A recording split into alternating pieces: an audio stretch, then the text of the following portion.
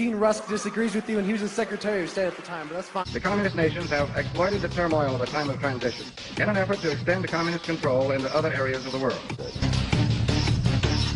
Thoughts on Dean Rusk and America's involvement in Vietnam? I know next to nothing about that.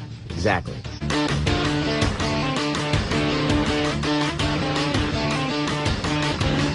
Glad to be here. I want to address something Tom just said, which is, in fact, that woke is supposed to advance equity in Europe. So here's the definition of equity, and see if it sounds like a definition of anything else you've ever heard of. The definition of equity comes from the public administration literature. It was written by a man named George Frederickson. And the definition is an administered political economy in which shares are adjusted so that citizens are made equal. Does that sound like anything you've heard of before? Like socialism? They're going to administer an economy to make shares equal. The only difference between equity and socialism is the type of property that they redistribute, the type of shares. They're going to redistribute social and cultural capital in addition to economic and material capital. And so this is my thesis when we say, what is woke? Woke is Maoism with American characteristics, if I might borrow from Mao himself, who said that his philosophy was Marxism, Leninism with Chinese characteristics, which means woke is Marxism. And it's a very provocative statement. It's something you will certainly hear it is not, that it is different. And the professors and the philosophers will spend a large amount of time explaining to you why. No, it's about economics when it's Marxism. This is social, this is cultural, this is different. It's not different. I need you to think biologically for one moment, and I don't mean about your bodies. We could do that. That's a different topic. I want you to think how we organize plants and animals when we study them. They're species, but above species there are the genus of the animals.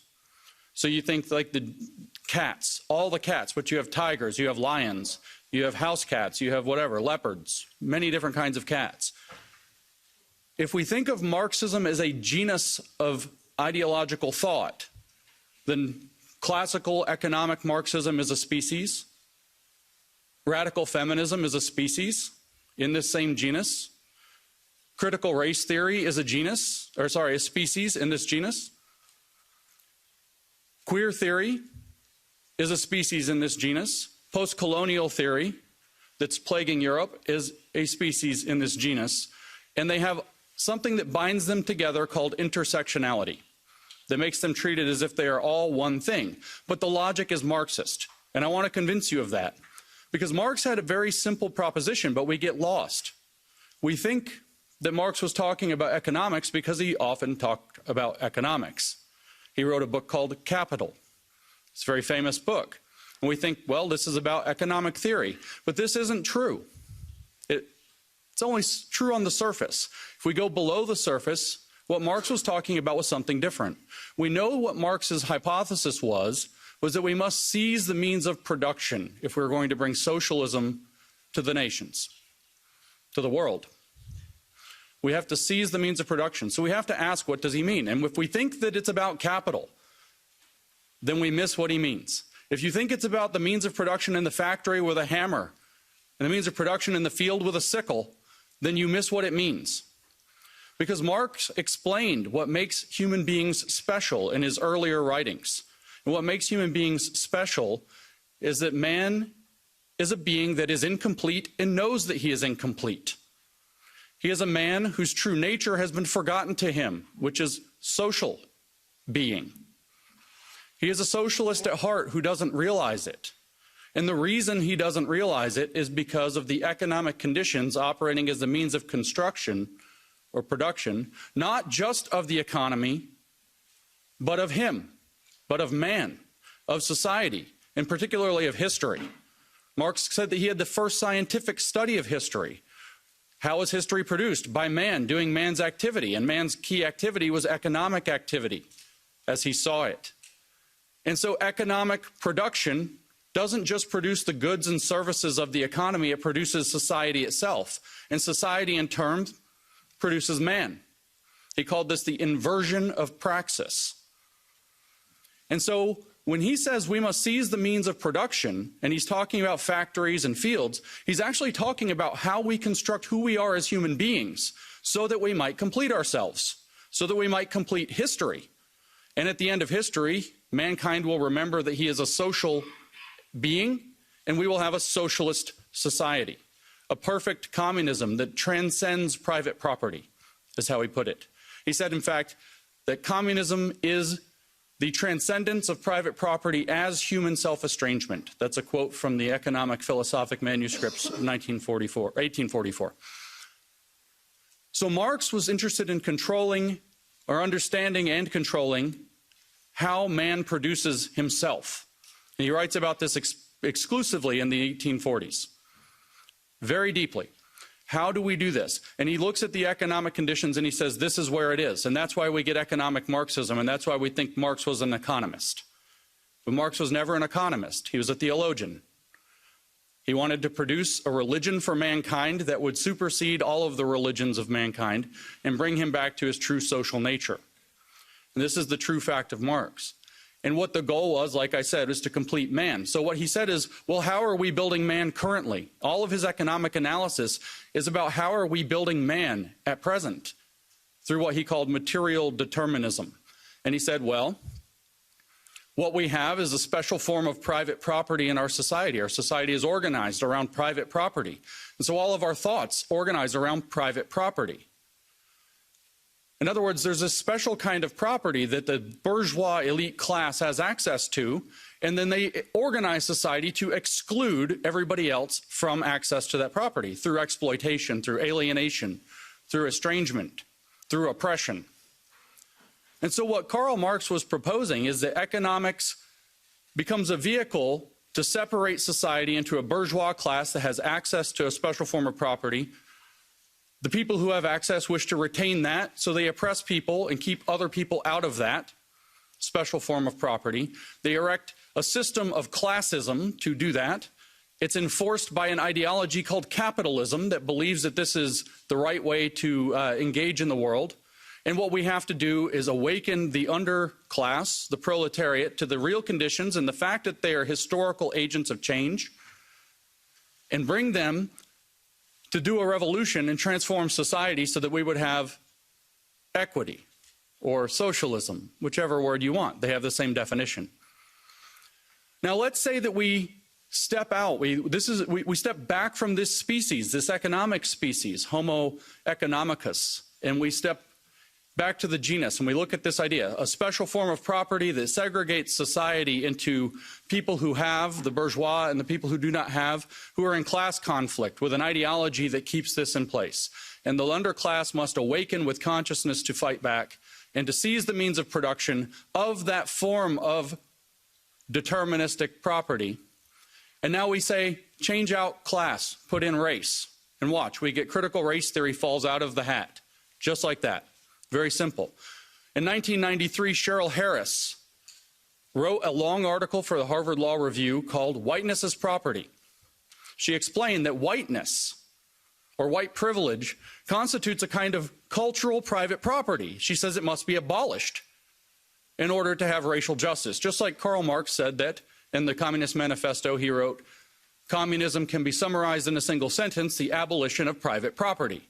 Well, this is why critical race theory calls to abolish whiteness, because whiteness is a form of private property. People who have access to this property are whites or white adjacent, or they act white. These are words out of the American lexicon that they've used to describe how people gain access to the private property. People without that are people of color, and they are oppressed by systemic racism.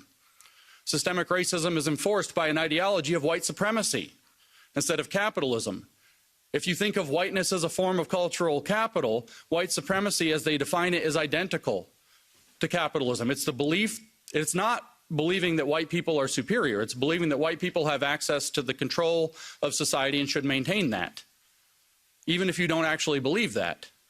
If you merely support that, you have adopted the ideology of white supremacy into your mind. And so you have the exact same system And the goal is to awaken a racial consciousness in people so that they will band together as a class and seize the means of cultural production so that white cultural production is no longer the dominant mode. It's a big mystery in Europe, I know, in the UK, throughout Europe, I hear this question again and again. Why on earth is this very American phenomenon about slavery and so on that doesn't apply to our country? Why is it popular here? It's because it's not about history at all. It's not about slavery at all. Those are excuses that they use. It's about creating a class consciousness that's against this form of property called whiteness, that's against the dominant culture that may just be a matter of fact, say, if you're in Europe. That's why.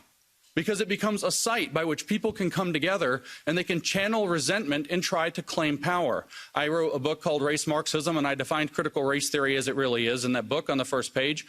I said that critical race theory is calling everything you want to control racist until you control it. But couldn't we say the same about Marxism? It's calling everything you want to control bourgeois until you control it. But those mean the same thing. They mean exactly the same thing. But what about, say, queer theory? How is that Marxist? It's very strange, all this gender and sex and sexuality. Well, Tom said, what does woke attack? The idea of being normal. Well, the queer theory thinks that there are certain people who get to set the norms of society. They are privileged. They call themselves normal. They say this is normal. It's normal to consider yourself a man and look like a man and act like a man and dress like a man and eat meat like a man. And then there are women that should be feminine and pretty and all these things. And so they get to define what's normal. They're heterosexuals, so they get to define the heterosexuality as normal and other sexualities are abnormal. And so you have a conflict across this cultural property of who gets to be considered normal and who is a pervert or a freak or some other term that gets used in their literature. But technically, who is a queer, which sounds like a slur, but they adopted it and it's a technical academic term now. It means an identity without an essence, by the way, an identity that is strictly oppositional to the concept of the normal, as defined by queer theorist David Halperin in his 1995 book, Saint Foucault, Toward a Gay Hagiography.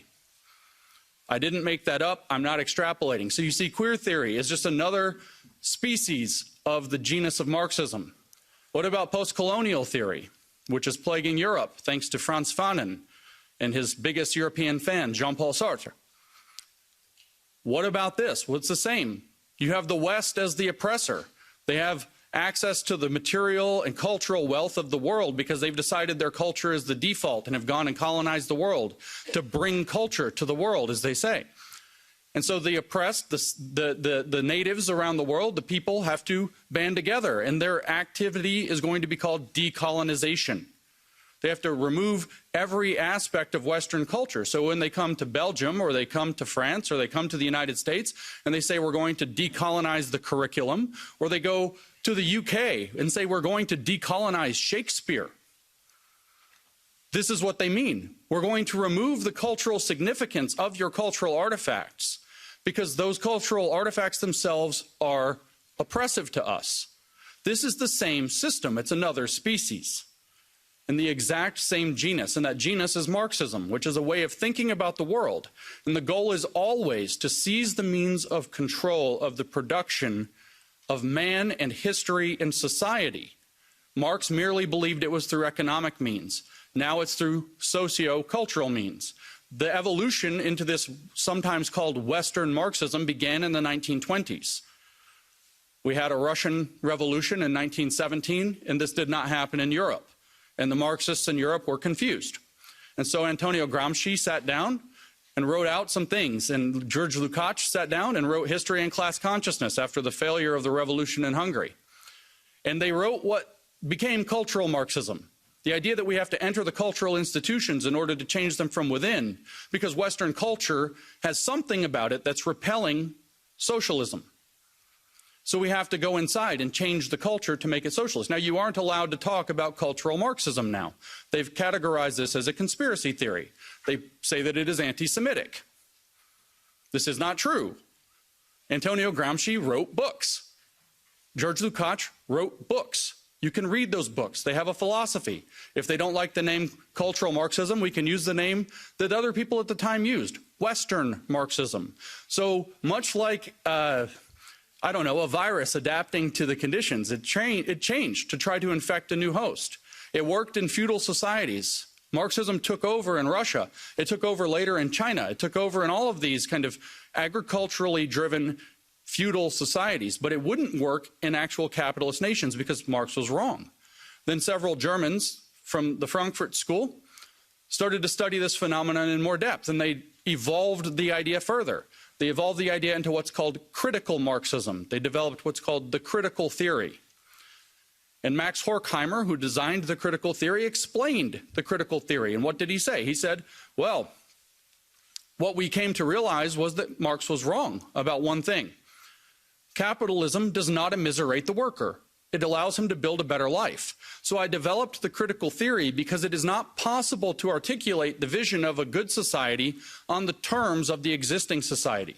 So critical Marxism criticizes the entirety of the existing society. Everything is somehow needing to be subjected to Marxist conflict analysis. But how is that to be done? They sought an answer through the middle part of the 20th century, and World War II breaks out. The Frankfurt School comes to America, which in this metaphor is the Wuhan Institute of Virology, because gain of function began to happen on the Marxist virus very quickly in America. And American universities adopted these professors from Germany. And Herbert Marcuse, writing in the 1960s, said extremely clearly, this writing in 1969, not only did he say capitalism delivers the goods, gives people a good life, makes them wealthy and comfortable and happy, he also said that the working class is no longer going to be the base of the revolution because of these things. In other words, we don't have to be responsible to the working class anymore, which opens up the ability for Marxists who are seeking power to make friends with the corporations. The bosses are no longer the enemy, they're an opportunity. Because the working class is irrelevant. He said the energy is somewhere else. He said it's in the racial minorities, the sexual minorities, the feminists, the outsiders. That's who he said have the energy for a Marxist revolution in the West, not the working class. And so Marxism was able to evolve to abandon the working class. And so what did they do? Well, all they had studied for 30 years was what they called the culture industry. An industry that commodifies and packages culture and sells it back to people. So supposedly stripped of what it actually is, empty, abstract now. And so what, of course, did they do? They seized the means of production of the culture industry, because that's what they do.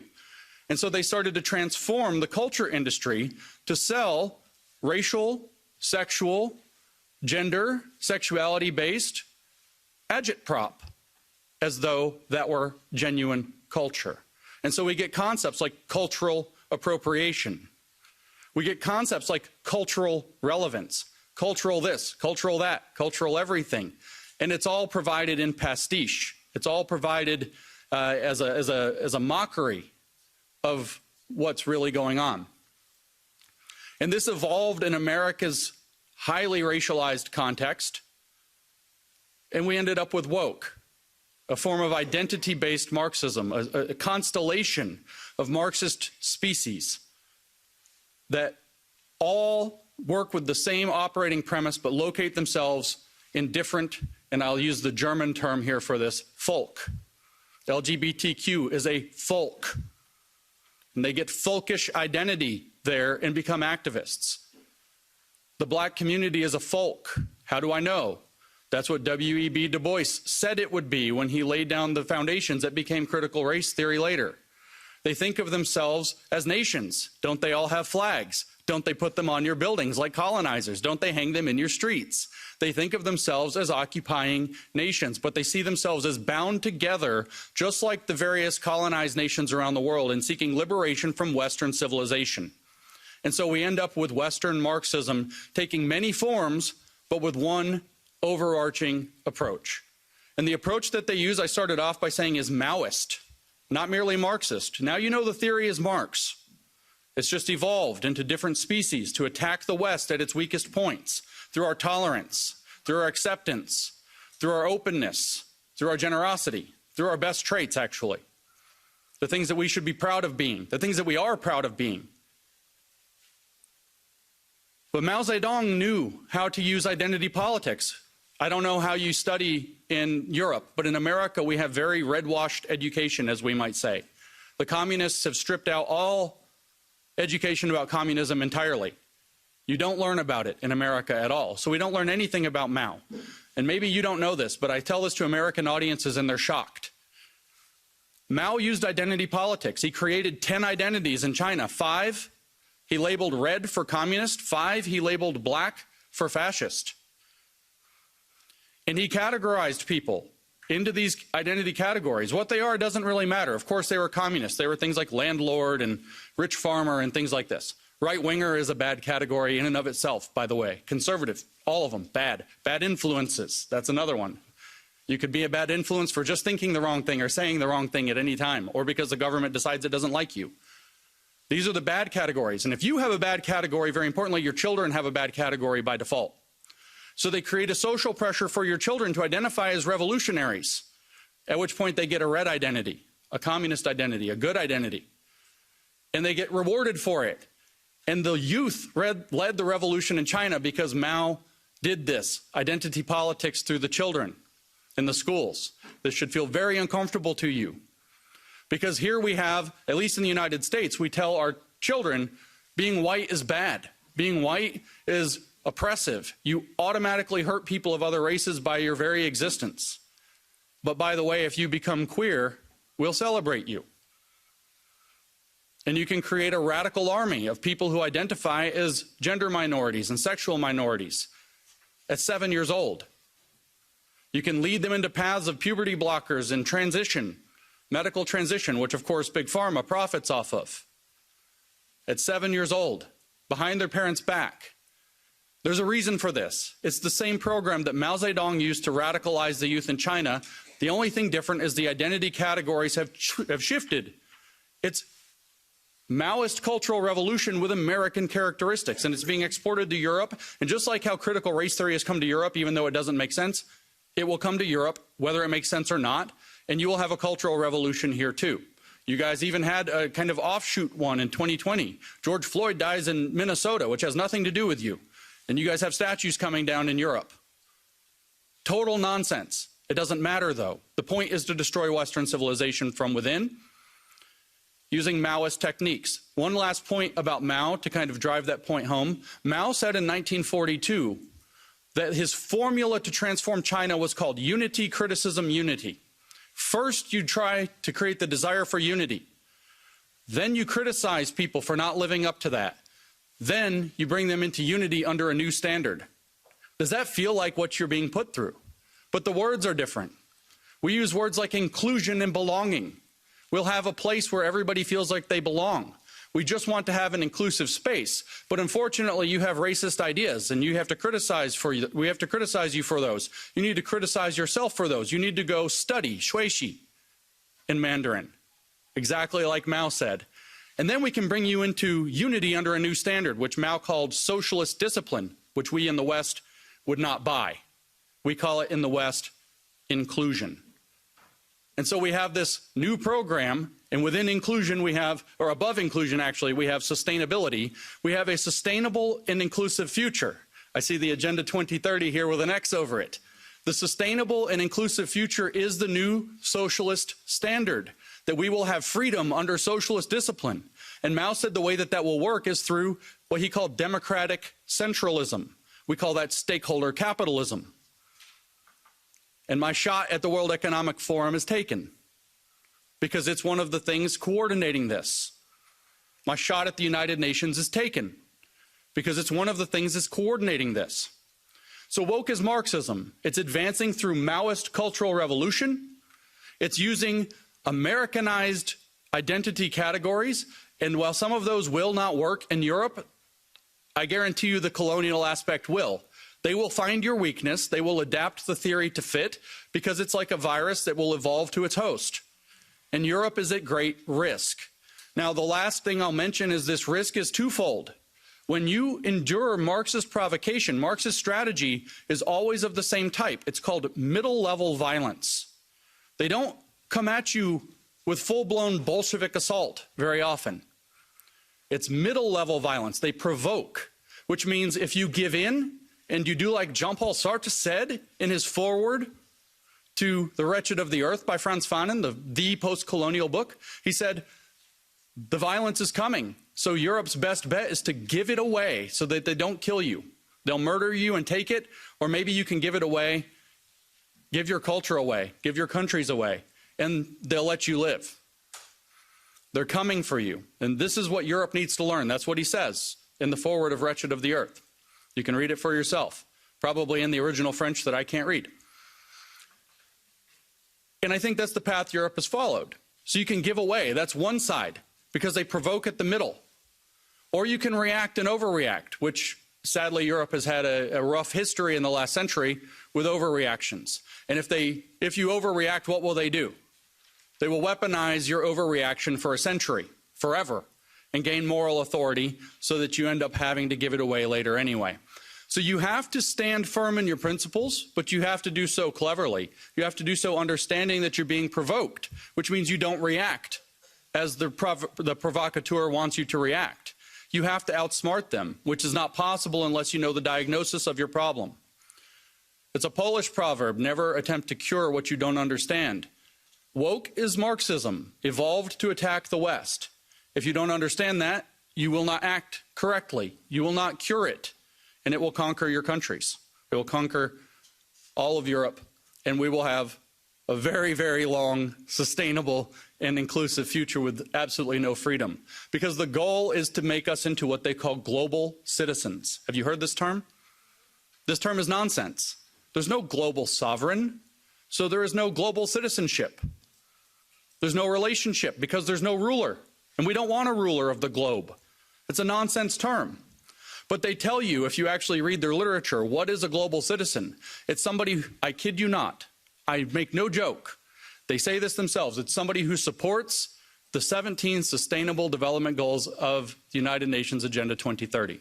That's a global citizen. And they say, what are the rights of a global citizen? This is in a book about global citizenship education published 2 years ago. What are the rights of a global citizen? And the answer, one paragraph later, is we're not that interested in rights with global citizenship. It's more about global responsibilities. In other words, slavery. This is a pivotal moment in the history of the Western world. The model that they are pushing us toward, using the means and mechanisms of that place, is the model we see in China. If you want to know what your future looks like if we don't stop the woke, look at China.